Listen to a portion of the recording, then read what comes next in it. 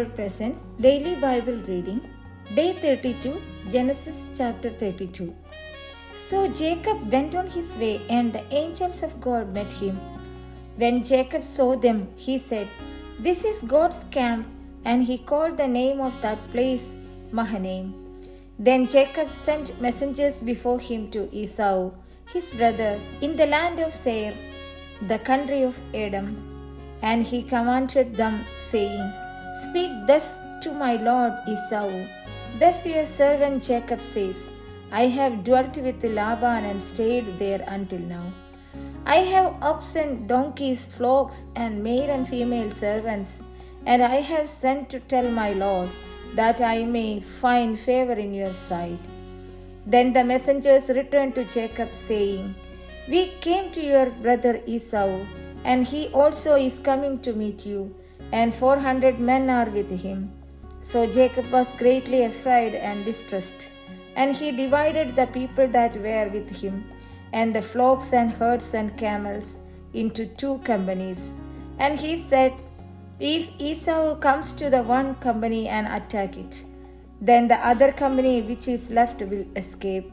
Then Jacob said, "O God of my father Abraham, and God of my father Isaac, the Lord who said to me, 'Return to your country and to your family, and I will deal well with you.'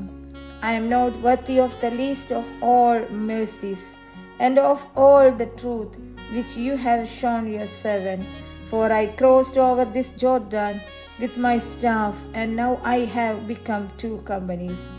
Deliver me, I pray, from the hand of my brother, from the hand of Esau, for I fear him, lest he come and attack me and the mother with the children. For you said, I will surely treat you well, and make your descendants as the sand of the sea, which cannot be numbered for multitude."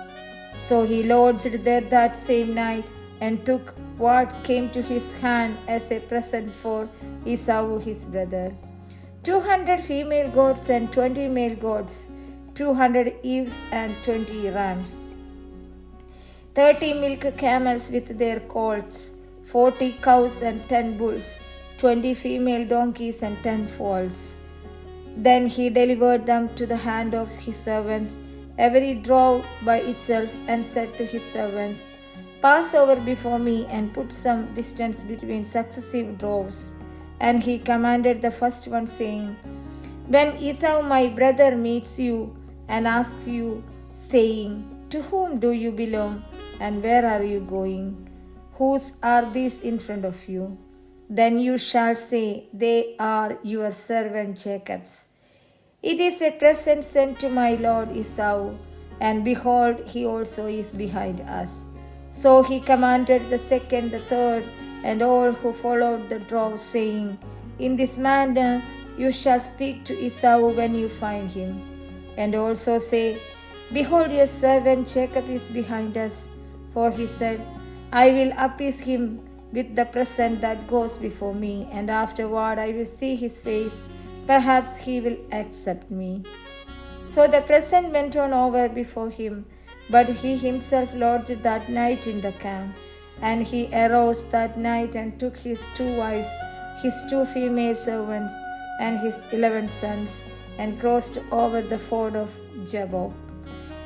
He took them, sent them over the brook, and sent over what he had. Then Jacob was left alone, and a man wrestled with him until the breaking of day. Now when he saw that he did not prevail against him, he touched the socket of his hip, and the socket of Jacob's hip was out of joint as he wrestled with him. And he said, "Let me go, for the day breaks." But he said, "I will not let you go unless you bless me." So he said to him, "What is your name?" He said, "Jacob." And he said, "Your name shall no longer be called Jacob, but Israel, for you have struggled with God and with man, and have prevailed." Then Jacob asked, saying, "Tell me your name, I pray." And he said, "Why is it that you ask about my name?" And he blessed him there. And Jacob called the name of the place Peniel, For I have seen God face to face, and my life is preserved. Just as he crossed over Penuel, the sun rose on him, and he limped on his hip.